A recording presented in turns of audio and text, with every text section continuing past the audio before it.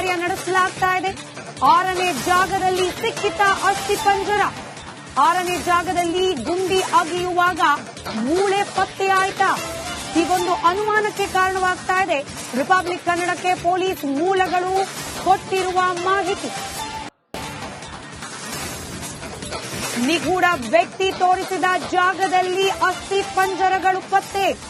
ಅಸ್ಥಿಪಂಜರ ಮೂಳೆ ಹೊರ ತೆಗೆದಿದ್ದಾರೆ ಎಸ್ಐಟಿ ಟೀಮ್. ಧರ್ಮಸ್ಥಳದ ನೇತ್ರಾವತಿ ಸ್ನಾನಘಟ್ಟ ಅರಣ್ಯದಲ್ಲಿ ಉತ್ಖನನ ಕಾರ್ಯ ಮುಂದುವರೆದಿದೆ. ಮೂಳೆ ಸಿಕ್ಕ ಬಗ್ಗೆ ಎಸ್ಐಟಿಯಿಂದ ಅಧಿಕೃತ ಮಾಹಿತಿ ಲಭ್ಯವಾಗ್ತಾ ಇದೆ. ಸಮಾಧಿ ಸ್ಥಳದ ಉತ್ಖನನ ಕಾರ್ಯ, ಈ ಕಾರ್ಯ ಇವತ್ತು ನಿರ್ಣಾಯಕ ಹಂತವನ್ನ ತಲುಪಿರುವ ಸಾಧ್ಯತೆಗಳು ದಟ್ಟವಾಗ್ತಾ ಇದೆ. 6ನೇ ಪಾಯಿಂಟ್ ಬಹಳ ಪ್ರಮುಖವಾಗಿ, ಈ 6ನೇ ಪಾಯಿಂಟ್ ಇದರ ಉತ್ಖನನ ಪ್ರಾರಂಭವಾದ ಕ್ಷಣದಿಂದಲೂ ಕೂಡ ಕುತೂಹಲ ಹೆಚ್ಚಾಗಿತ್ತು. 2 ದಿನದ ಫೇಲ್ಯೂರ್ ಇವತ್ತಿನ ನಿರೀಕ್ಷೆಯನ್ನ ಹೆಚ್ಚು ಮಾಡಿತ್ತು.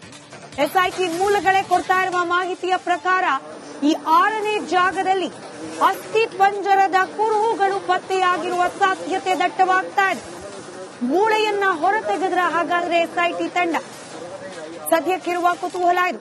ರಿಪಬ್ಲಿಕ್ ಕನ್ನಡದ ಎಕ್ಸ್ಕ್ಲೂಸಿವ್ ದೃಶ್ಯದಲ್ಲಿ ಗಮನಿಸ್ತಾ ಇದ್ದೀರಿ. ದಟ್ಟಾರಣ್ಯ ಪ್ರದೇಶದ ಒಳಗೆ ಉತ್ಖನನ ಕಾರ್ಯ ನಡೀತಾ ಇದೆ. ಎಸ್ಐಟಿ ಅಧಿಕಾರಿಗಳು, ಅಸ್ಸಾಂ ಹಾಗೆ ಲೋಕಲ್ ಸಿಬ್ಬಂದಿಗಳನ್ನ ಇವತ್ತು ಇನ್ವಾಲ್ವ್ ಮಾಡಿಕೊಂಡು ಈ ಸಮಾಧಿ ಅಗೆಯುವ ಕಾರ್ಯವನ್ನ ಮಾಡಿಸ್ತಾ ಇದ್ದಾರೆ. 6ನೇ ಜಾಗದಲ್ಲಿ ಭೂಮಿ ಅಗೆಯುವ ಸಂದರ್ಭದಲ್ಲಿ ಮೂಳೆ ಸಿಕ್ಕಿದೆ ಅನ್ನೋ ಸುದ್ದಿ ಇದೀಗ ಎಸ್ಐಟಿ ಮೂಲದಿಂದ ಲಭ್ಯವಾಗ್ತಾ ಇದೆ. ನೇತ್ರಾವತಿ ಸ್ನಾನಘಟ್ಟದ ಬಳಿ ಮಾರ್ಕ್ ಮಾಡಲಾಗಿದ್ದ ಒಟ್ಟು 13 ಜಾಗಗಳು. ಆ 13 ಜಾಗಗಳ ಪೈಕಿ 5 ಸ್ಪಾಟ್ಗಳಲ್ಲಿ ಯಾವುದೇ ರೀತಿ ಮೂಳೆ ಸಿಕ್ಕಿರಲಿಲ್ಲ. ಇವತ್ತು ಬೆಳಗ್ಗೆ ತನಿಖೆ ಪ್ರಾರಂಭ ಆಗುವ ಹಂತದಲ್ಲೂ ಕೂಡ ಈ ಅನಾಮಧೇಯ ವ್ಯಕ್ತಿ ಬಹಳ ಕಾನ್ಫಿಡೆನ್ಸ್ ನಲ್ಲಿದ್ದ, ಇವತ್ತು ಸಿಕ್ಕೇ ಸಿಗತ್ತೆ ಅಂತ ಹೇಳಿ. ಇದಕ್ಕೆ ಪೂರಕವಾಗಿ ಮಾಹಿತಿಗಳು ಸಿಗ್ತಾ ಇರೋದು. ಅಪ್ಡೇಟ್ಸ್ ನಮ್ಮ ಪ್ರತಿನಿಧಿ ಅಭಿಷೇಕ್ ನೀಡ್ತಾ ಹೋಗ್ತಾರೆ. ಅಭಿಷೇಕ್, ಮೂಳೆ ಸಿಕ್ತು ಅನ್ನೋ ಮಾಹಿತಿ ಎಷ್ಟು ಅಧಿಕೃತ? ಎಸ್ಐಟಿ ಮೂಲಗಳಿಂದ ಈ ಮಾಹಿತಿ ರಿಪಬ್ಲಿಕ್ ಕನ್ನಡಕ್ಕೆ ಲಭ್ಯವಾಗಿರೋದು ದೃಢಪಡಿಸ್ತಾ ಇದೆಯಾ ಎಸ್ಐಟಿ ಟೀಮ್ ಇದನ್ನ?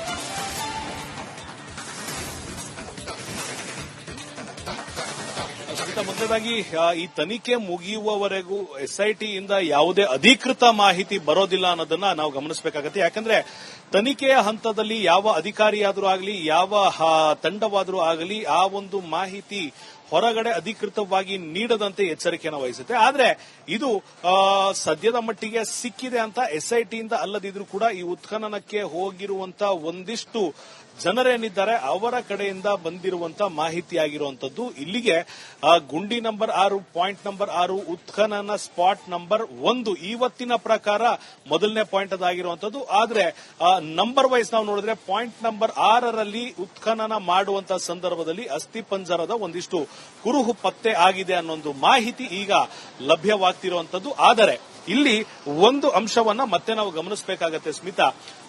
ಒಮ್ಮೆ ನಾನು ಕ್ಯಾಮರಾ ಪರ್ಸನ್ ಮಹೇಶ್ ಅವರಿಗೆ ಈ ನದಿಯನ್ನ ತೋರಿಸಲಿಕ್ಕೆ ಕೇಳ್ಕೊಂತೇನೆ. ನೇತ್ರಾವತಿ ನದಿಯನ್ನ ನಾವು ನಿಮ್ಗೆ ಏನ್ ತೋರಿಸ್ತಾ ಇದ್ದೇವೆ, ಅದರ ಬಲಭಾಗದಲ್ಲಿ ಅಂದ್ರೆ ನಾವು ನಿಂತಿರುವ ಸ್ಥಳದಿಂದ ಬಲಭಾಗದಲ್ಲಿ ಈ ಒಂದು ಉತ್ಖನನ ಕಾರ್ಯವನ್ನ ನಡೆಸ್ತಾ ಇರುವಂತದ್ದು. ಈ ನೇತ್ರಾವತಿ ನದಿಯಲ್ಲಿ ಕಾಲು ಜಾರಿ ಬಿದ್ದಂತವರಿರಬಹುದು, ಆತ್ಮಹತ್ಯೆ ಮಾಡಿಕೊಂಡಂತವರಿರಬಹುದು, ಅದರ ಜೊತೆಗೆ ಬೇಕಂತಲೇ ಒಂದಿಷ್ಟು ಕೊಲೆಗಳು ನಡೆದಿರುವಂತ ಸಾಧ್ಯತೆ ಇರಬಹುದು.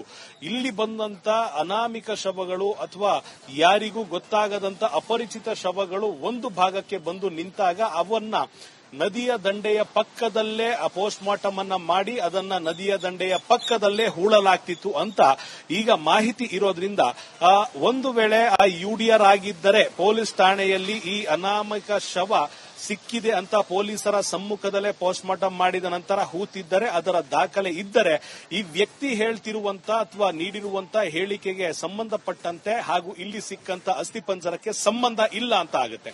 ಒಂದು ವೇಳೆ ಪೊಲೀಸರ ದಾಖಲೆಯಲ್ಲಿ ಏನಾದರೂ ಈ ಒಂದು ಅಸ್ಥಿಪಂಜರದ ಬಗ್ಗೆ ಉಲ್ಲೇಖವಿಲ್ಲದೆ ಹೋದಂತ ಸಂದರ್ಭದಲ್ಲಿ ಅಭಿಷೇಕ್, ನಾವು ದೃಶ್ಯದಲ್ಲಿ ಕೆಲ ಮೂಮೆಂಟ್ಸ್ ನ ಗಮನಿಸ್ತಾ ಇದ್ದೀವಿ.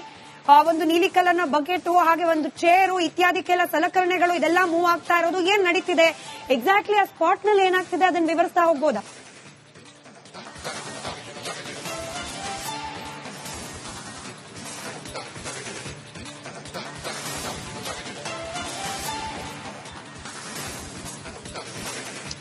ಸ್ಮಿತಾ, ನಿನ್ನೆ ನಡೆದಂತ ಘಟನೆಗೆ ಇವತ್ತಿಗೆ ಒಂದಿಷ್ಟು ಅಜಗಜಾಂತರ ಇದೆ. ಯಾಕೆ ಅಂದ್ರೆ ನಿನ್ನೆ ಒಂದು ಬಾರಿ ಕಾಡಿನಲ್ಲಿ ಹೋದಂತ ಅಧಿಕಾರಿ ಸಿಬ್ಬಂದಿ ವರ್ಗ ಯಾವುದೇ ಕಾರಣಕ್ಕೂ ಉತ್ಖನನ ಮುಗಿಸೋವರೆಗೂ ಬಂದಿರಲಿಲ್ಲ. ಆದ್ರೆ ಇವರ ಮೂವ್ಮೆಂಟ್ ಇವತ್ತು ಹೆಚ್ಚಾಗಿರುವಂತದ್ದು ಚೇರ್ ಅನ್ನ ತೆಗೆದುಕೊಂಡು ಹೋಗ್ತಿದ್ದಾರೆ. ಇವತ್ತು ಮತ್ತಷ್ಟು ಸಮಯ ಆತ ಅಲ್ಲಿ ಕುಳಿತುಕೊಳ್ಳೋದಕ್ಕೆ ಅಥವಾ ನಿಂತ್ಕೊಳ್ಳೋದಕ್ಕೆ ಕಷ್ಟ ಆಗ್ತಿದೆ ಅನ್ನೋ ಕಾರಣದಿಂದ ಆ ಚೇರ್ ಅನ್ನ ತೆಗೆದುಕೊಂಡು ಹೋಗ್ತಿರಬಹುದು. ಮತ್ತೊಂದು ಕಡೆ ಆ ಬಕೆಟ್ ಅನ್ನ ತೆಗೆದುಕೊಂಡು ಹೋಗ್ತಿದ್ದಾರೆ ಅಂದಾಗ ಒಂದಿಷ್ಟು ಸ್ಯಾಂಪಲ್ ಆಫ್ ಅಸ್ಥಿಪಂಜರ ಇದ್ದರೆ ಆ ಅಸ್ಥಿಪಂಜರವನ್ನ ತುಂಬಿಸಿಕೊಂಡು ಬರೋದಕ್ಕಾಗಿ ಇರಬಹುದು, ಅಥವಾ ಅಲ್ಲಿ ಮಣ್ಣಿನ ಸುತ್ತಮುತ್ತ ಬೆರೆತಿರುವಂತ ಒಂದಿಷ್ಟು ಪದಾರ್ಥಗಳ ಸ್ಯಾಂಪಲ್ ಅನ್ನ ತರೋದಕ್ಕಾಗಿ ಇರಬಹುದು. ಇದು ಒಂದು ಪಾಯಿಂಟ್ ಅನ್ನ ನಾವಿಲ್ಲಿ ಸ್ಪೆಕ್ಯುಲೇಟ್ ಮಾಡಬೇಕಾಗುತ್ತೆ. ಮತ್ತೊಂದು ಅಂಶವನ್ನ ನಾವು ಗಮನಿಸಬೇಕಾಗಿರುವಂತದ್ದು ಏನು ಅಂದ್ರೆ ಇಲ್ಲಿ ಹಿಟಾಚಿಯನ್ನ ಕೂಡ ರೈಟ್ ಈ ಕ್ಷಣದ ಮೇಜರ್ ಅಪ್ಡೇಟ್ ಅನ್ನ ಗಮನಿಸ್ತಾ ಇದ್ದೀವಿ. ರಿಪಬ್ಲಿಕ್ ಕನ್ನಡಕ್ಕೆ ಪೊಲೀಸ್ ಮೂಲಗಳಿಂದ ಮಾಹಿತಿ. 6ನೇ ಜಾಗದಲ್ಲಿ ಸಿಕ್ಕೇ ಬಿಟ್ಟಿದೆ ಅಸ್ಥಿಪಂಜರ. ಧರ್ಮಸ್ಥಳದಲ್ಲಿ ಆ ನಿಗೂಢ ವ್ಯಕ್ತಿ ಗುರುತಿಸಿದ್ದ ಜಾಗಗಳ ಪೈಕಿ ಸ್ಪಾಟ್ ನಂಬರ್ 6. ಈ 6ನೇ ಜಾಗದಲ್ಲಿ ಗುಂಡಿ ಅಗೆಯುವಾಗ ಮೂಳೆಗಳ ಅವಶೇಷ ಲಭ್ಯವಾಗಿದೆ. ರಿಪಬ್ಲಿಕ್ ಕನ್ನಡಕ್ಕೆ ಪೊಲೀಸ್ ಮೂಲಗಳಿಂದ ಸಿಕ್ಕಿರುವ ಮಾಹಿತಿ ಇದು. ಧರ್ಮ ಕಾರ್ಯ ನಡೆಸಲಾಗ್ತಾ ಇದೆ. 6ನೇ ಜಾಗದಲ್ಲಿ ಸಿಕ್ಕಿತ ಅಸ್ಥಿಪಂಜರ. 6ನೇ ಜಾಗದಲ್ಲಿ ಗುಂಡಿ ಅಗೆಯುವಾಗ ಮೂಳೆ ಪತ್ತೆಯಾಯ್ತಾ? ಹೀಗೊಂದು ಅನುಮಾನಕ್ಕೆ ಕಾರಣವಾಗ್ತಾ ಇದೆ. ರಿಪಬ್ಲಿಕ್ ಕನ್ನಡಕ್ಕೆ ಪೊಲೀಸ್ ಮೂಲಗಳು ಕೊಟ್ಟಿರುವ ಮಾಹಿತಿ. ನಿಗೂಢ ವ್ಯಕ್ತಿ ತೋರಿಸಿದ ಜಾಗದಲ್ಲಿ ಅಸ್ಥಿಪಂಜರಗಳು ಪತ್ತೆ. ಅಸ್ಥಿಪಂಜರ ಮೂಳೆ ಹೊರ ತೆಗೆದಿದ್ದಾರೆ ಎಸ್ಐಟಿ ಟೀಮ್.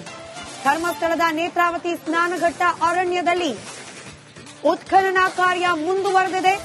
ಮೂಳೆ ಸಿಕ್ಕ ಬಗ್ಗೆ ಎಸ್ಐಟಿಯಿಂದ ಅಧಿಕೃತ ಮಾಹಿತಿ ಲಭ್ಯವಾಗ್ತಾ ಇದೆ. ಸಮಾಧಿ ಸ್ಥಳದ ಉತ್ಖನನ ಕಾರ್ಯ, ಈ ಕಾರ್ಯ ಇವತ್ತು ನಿರ್ಣಾಯಕ ಹಂತವನ್ನ ತಲುಪಿರುವ ಸಾಧ್ಯತೆಗಳು ದಟ್ಟವಾಗ್ತಾ ಇದೆ. 6ನೇ ಪಾಯಿಂಟ್ ಬಹಳ ಪ್ರಮುಖವಾಗಿ ಈ 6ನೇ ಪಾಯಿಂಟ್ ಇದರ ಉತ್ಖನನ ಪ್ರಾರಂಭವಾದ ಕ್ಷಣದಿಂದಲೂ ಕೂಡ ಕುತೂಹಲ ಹೆಚ್ಚಾಗಿತ್ತು. 2 ದಿನದ ಫೇಲ್ಯೂರ್ ಇವತ್ತಿನ ನಿರೀಕ್ಷೆಯನ್ನ ಹೆಚ್ಚು ಮಾಡಿತ್ತು. ಎಸ್ಐಟಿ ಮೂಲಗಳೇ ಕೊಡ್ತಾ ಇರುವ ಮಾಹಿತಿಯ ಪ್ರಕಾರ ಈ 6ನೇ ಜಾಗದಲ್ಲಿ ಅಸ್ಥಿಪಂಜರದ ಕುರುಹುಗಳು ಪತ್ತೆಯಾಗಿರುವ ಸಾಧ್ಯತೆ ದಟ್ಟವಾಗ್ತಾ ಇದೆ. ಮೂಳೆಯನ್ನ ಹೊರತೆಗೆದ್ರ ಹಾಗಾದ್ರೆ ಎಸ್ಐಟಿ ತಂಡ, ಸದ್ಯಕ್ಕಿರುವ ಕುತೂಹಲ ಇದು.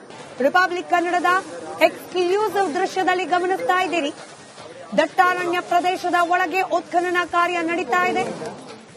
ಎಸ್ಐಟಿ ಅಧಿಕಾರಿಗಳು, ಅಸ್ಸಾಂ ಹಾಗೆ ಲೋಕಲ್ ಸಿಬ್ಬಂದಿಗಳನ್ನ ಇವತ್ತು ಇನ್ವಾಲ್ವ್